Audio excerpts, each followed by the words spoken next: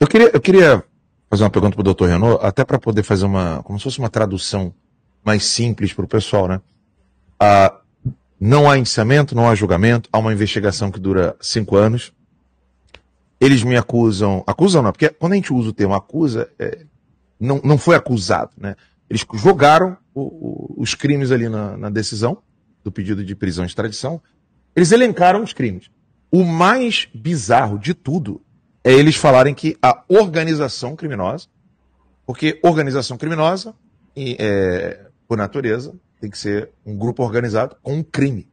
E o crime que eles alegam é calúnia e difamação. Ou seja, se eu tivesse um grupo de fofoca, seria organização criminosa. Né? Ou seja, tá falando mal de mim aí, pô. É isso, né? Tá certo, doutor Renan? Essa organização criminosa deles é baseada no crime de calúnia e difamação, certo? Sim, sim. É o que consta da decisão. Da decisão. Sim. Ponto 2. Lavagem de dinheiro só pode ser quando a origem do dinheiro é ilícita. Não há ilicitude da origem do dinheiro. Aí o que eles alegam?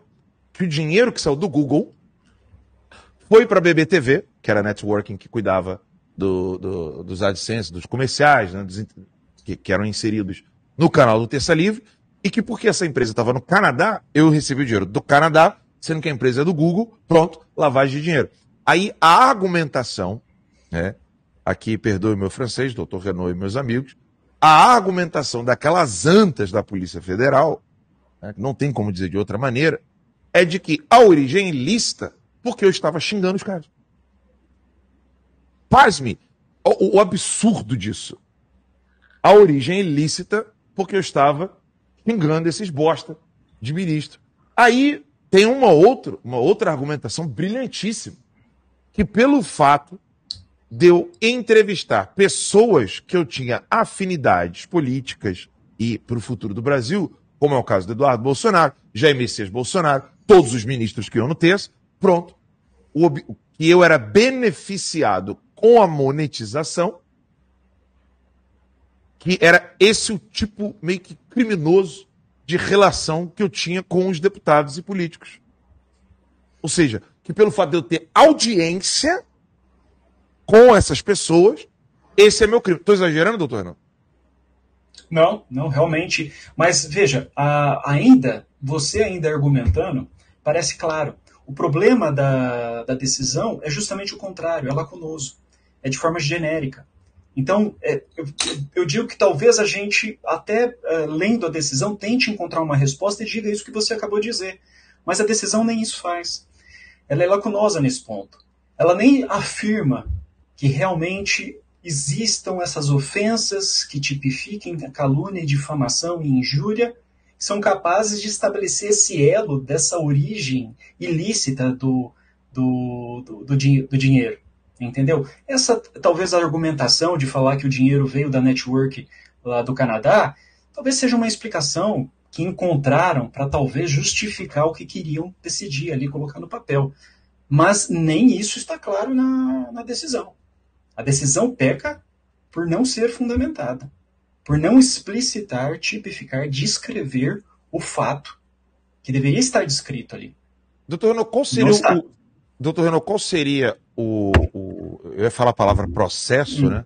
Mas qual seria a timeline, vou usar o termo aqui agora, qual seria a timeline correta se, no caso, eu estivesse dentro de algo legal, algo que tivesse